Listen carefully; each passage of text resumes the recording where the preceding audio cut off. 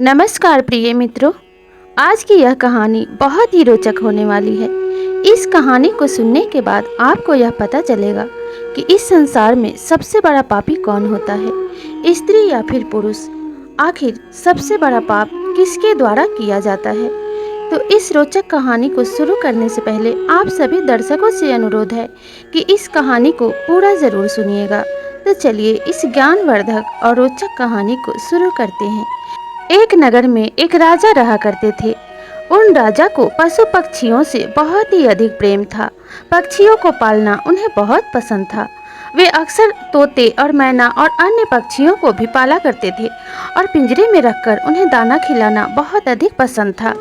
राजा ने एक तोता और एक मैना को एक ही पिंजरे में पाल रखा था। राजा जब भी उन्हें दाना खिलाने जाते तो तोता और मैना दोनों उनसे बहुत प्यारी प्यारी बातें किया करते थे। एक दिन की बात है कि राजा जब तोता और मैना को दाना और पानी देने गए, तभी राजा को उनके झगड़े की आवाज़ सुनाई दी।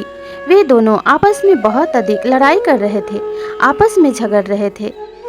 राजा जब उनके पास पहुंचे तो तोता और मैने की लड़ाई सुनकर बहुत आश्चर्यचकित होने लगे, क्योंकि वे दोनों बहुत ही प्रेम से रहा करते थे और आज की लड़ाई उनकी बड़ी ही भयानक थी।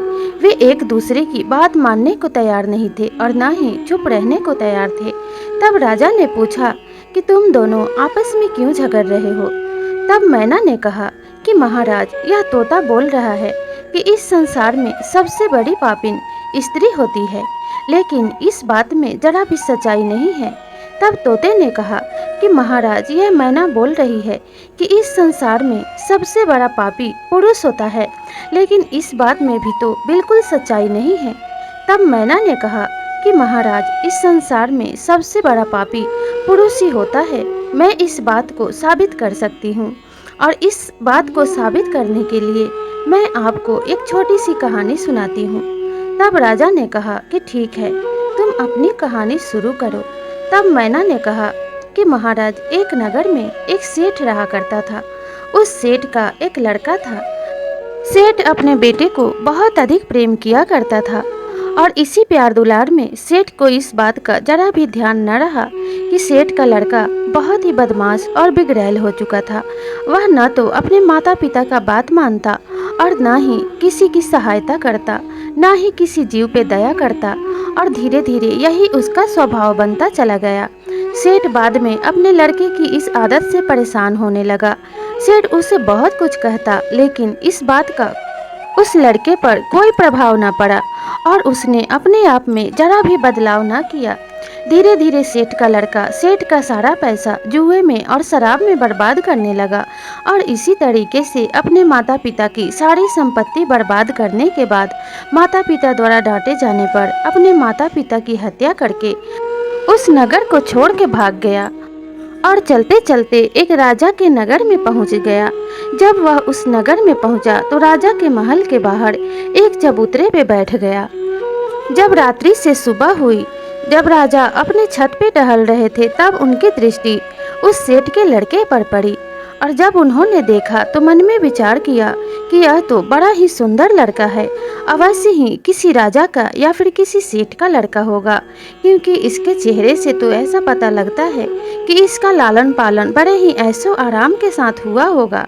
राजा ने सैनिकों से कहकर उसे अपने महल में बुलवाया और पूछा कि बेटा, तुम कहाँ रहते हो और तुम्हारा घर कहाँ पे है? यहाँ किसी काम से आए हो या फिर तुम्हारा क्या मकसद है, हमें बताओ। तब उस सेठ के लड़के ने कहा कि महाराज, मैं एक व्यापारी हूँ और मैं व्यापार करने के लिए ही आ रहा था कि जंगलों में चोर और लुटेरों ने मेरा सारा धन लूट लिया, मेरे पास कुछ भी नहीं छोड़ा। अब मैं बिल्कुल ही लाचार हो गया हूँ, क्योंकि खाने के लिए भी मेरे पास ना तो कोई अनाज है और ना ही मेरे पास पैसे हैं। इसीलिए लाचार और विवश अवस्था में मैं चबूतरे पर रात भर से बैठा हूँ और सोच रहा हूँ कि मैं अपने नगर, अपने माता पिता के पास कैसे लौटूं। राजा ने जब सेठ के लड़के की बात सुनी तो कहने लगा कि पुत्र, तुम्हें चिंता करने की कोई आवश्यकता नहीं है। अगर तुम चाहो तो मैं तुम्हारी मदद कर सकता हूँ। तब सेठ के लड़के ने कहा कि महाराज, अगर आपने मेरी मदद कर दी तो आपकी बड़ी मेहरबानी होगी। अगर आप मेरी थोड़ी सहायता कर देंगे तो मैं अपने नगर को लौट जाऊँगा। जब राजा ने सेठ के लड़के की ऐसी बातें सुनी तो मन में विचार करने लगा कि मेरा कोई भी वारिस नहीं है, मेरी सिर्फ एक ही पुत्री है और उस पुत्री के लिए मुझे इससे अधिक न सुंदर वर और आदर्शवादी इंसान कहीं नहीं मिलेगा, क्योंकि इसके विचार तो बड़े ही उत्तम हैं। यह व्यापारी है, इसलिए मेरे राज्य को हमेशा ही तरक्की की तरफ ले जाएगा और यह अपने गुण और अपने आचरण से मेरी पुत्री को हमेशा सुखी रखेगा। इसलिए इसी से मुझे अपने पुत्री का विवाह कर देना चाहिए और इसी को इस राज्य का उत्तराधिकारी बना देना चाहिए। राजा ने अपने मन में इस विचार को लाते ही अपने चेहरे पर मुस्कुराहट लाते हुए उस सेठ के लड़के से पूछा कि पुत्र, अगर तुम्हें किसी बात का एतराज ना हो तो मैं तुम्हारा विवाह अपने पुत्री से कराना चाहता हूँ। मेरी पुत्री बड़ी ही सुंदर और गुणवती है और तुम्हारे साथ उसकी बड़ी ही अच्छी जोड़ी लगेगी। सेठ के लड़के ने जब राजा की यह बात सुनी तो मन ही मन बड़ा ही खुश होने लगा और अपने परमात्मा को धन्यवाद देने लगा। तब उसने कहा कि महाराज, मुझे आपका दामाद बनके बड़ी खुशी होगी और मुझे इस बात से कोई भी एतराज नहीं है।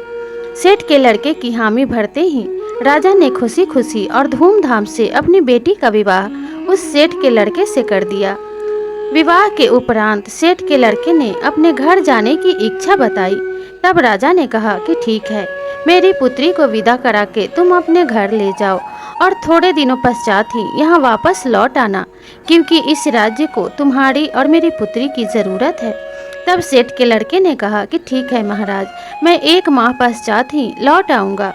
और यह कहकर वह वहाँ से अपनी पत्नी को लेकर अपने नगर को जाने लगा। रास्ते में एक बड़ा ही भयानक और घना जंगल पड़ता था। उस जंगल के पास पहुँचते ही सेठ के लड़के ने अपनी पत्नी से कहा कि प्रिय, अपने पति की बात मानना ही एक पत्नी का परम कर्तव्य होता है, इसलिए मेरी बात मानकर तुम अपने सारे गहने और आभूषण उतार कर मुझे दे दो, क्योंकि यहाँ पे चोर लुटेरों का बड़ा ही भय रहता है। जब मैं व्यापार करने के लिए आ रहा था तो इसी स्थान पर चोर और लुटेरों ने मेरा सारा धन लूट लिया था, जिसके कारण मैं इस अवस्था में आ गया था और आपके घर पहुंच गया। इसलिए आप अपने सारे गहने और जेवर उतारकर मुझे दे दीजिए। अपने पति की बातें सुनकर राजा की पुत्री ने सारे आभूषण उतारकर अपने पति को दे दिए और उस सेठ के लड़के को जैसे ही सारे आभूषण और रुपए पैसे मिल गए, उसने रात्रि में सोते हुए सारे दासियों को एक तलवार से मार डाला और राजा की पुत्री को एक गहरे कुएं में ढकेल दिया और वहां से सारे जेवर और रुपए पैसे लेकर अपने नगर को भाग गया। थोड़े दिनों तक वह उस जेवर और रुपए पैसे को लेकर ऐश मौज करता रहा, लेकिन धीरे धीरे वह उसका धन भी समाप्त हो गया। जब वह फिर से कंगाल हो गया तो उसे फिर से उसी राजा की याद आई और वह फिर से उसी राजा के महल में पहुंच गया। जब वह राजा के महल के मेन गेट पे पहुंचा तो सबसे पहले उसे वहां उसकी पत्नी दिखाई दी।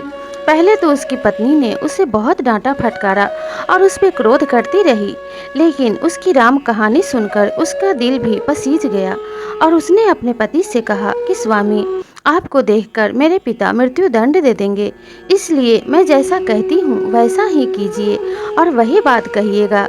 अपने पत्नी की बात मानकर उस सेठ का लड़का राजा के पास गया और हाथ जोड़कर खड़ा हो गया और क्षमा मांगने लगा और जैसे उसकी पत्नी ने कहा था वैसे ही सारी कहानी राजा को बता दी। राजा का दिल पसीज गया और राजा ने सेठ के लड़के को क्षमा कर दिया। रात्रि का भोजन बनाया गया, सबने एक साथ भोजन किया और जैसे ही रात्रि हुई और सभी लोग विश्राम करने चले गए, जैसे ही राजा को गहरी नींद आई, सेठ के लड़के ने तलवार से राजा का सिर काट दिया, अपनी पत्नी का भी सिर काट दिया और बहुत सारा धन और जेवरात लूटकर वहां से फिर से फरार हो गया। तब मैना ने राजा से कहा कि महाराज, जब सारे धन दौलत का वारिस सेठ के लड़के को बनाया गया था तब उसे ऐसा करने की क्या जरूरत थी। इसीलिए मैं कहती हूँ कि इस संसार में सबसे बड़ा पापी पुरुष ही होता है। तोता ने जब मैना की कहानी सुनी तब वह राजा से कहने लगा कि महाराज, इस संसार में सबसे बड़ी पापी स्त्री ही होती है और इस बात को साबित करने के लिए मैं भी आपको एक छोटी सी कहानी सुनाना चाहता हूँ और तोते ने महाराज को तिरिया चरित्र की कहानी सुनाई। तिरिया चरित्र की कहानी सुनने के बाद राजा ने तोता और मैना दोनों से कहा कि तुम दोनों आपस में बिल्कुल भी झगड़ा ना करो। इस संसार में सबसे बड़ा पापी कौन होता है, इसका निर्णय हम कल सुबह प्रातः काल में करेंगे। जब प्रातः काल हुई तो राजा की सभा लगाई गई और तोता मैना को भी सभा में रखा गया। तब राजा ने सभी मंत्रीगण और सभी सभासद के सामने यह निर्णय लिया कि इस संसार में न स्त्री पापी है और न पुरुष पापी है। इस संसार में जो जानबूझकर किसी को नुकसान पहुंचाए, किसी का हृदय दुखाए और किसी के हृदय को इतना चोटिल कर दे कि उसकी जिंदगी नरक बन जाए, वही सबसे बड़ा पापी है। क्योंकि अनजाने में किया गया पाप तो क्षमा किया जा सकता है, लेकिन जानबूझकर और साजिश के द्वारा किया गया पाप कभी भी क्षमा के योग्य नहीं होता। आप अगर साजिश करके किसी को नुकसान पहुंचाते हैं और जानबूझ के किसी हत्या या किसी जघन्य अपराध में शामिल होते हैं तो आप सबसे बड़े पापी हैं। आप चाहे स्त्री हो या पुरुष, इससे कोई फर्क नहीं पड़ता। इसलिए इस बात का कोई अर्थ नहीं निकलता कि इस संसार में सबसे बड़ा पापी स्त्री है या पुरुष। जो पाप करे वही पापी है। इसलिए अब तुम दोनों आपस में लड़ाई ना करो और मिलजुल के प्रेम से रहो जैसे पहले रहा करते थे। राजा की बात सुनकर तोता और मैना दोनों सहमत हो गए और राजा से क्षमा मांगने लगे और कहने लगे, हाँ महाराज, आपने बिल्कुल सही कहा। इस संसार में जो जानबूझकर जघन्य अपराध करेगा वही ही सबसे बड़ा पापी कहलाएगा। क्योंकि अनजाने में की हुई भूल भगवान के द्वारा भी क्षमा की जा सकती है, लेकिन जानबूझकर किया गया पाप या भूल कभी क्षमा नहीं किया जा सकता। इसीलिए हमें कभी भी जानबूझकर किसी को आघात नहीं पहुंचाना चाहिए। तो प्रिय दर्शकों, आप इस कहानी से कितने सहमत हैं, हमें कमेंट करके ज़रूर बताइएगा। और अगर यह कहानी अच्छी लगी हो तो लाइक, शेयर और सब्सक्राइब ज़रूर कीजिएगा। तो मिलते हैं अगले कहानी में, तब तक के लिए नमस्कार।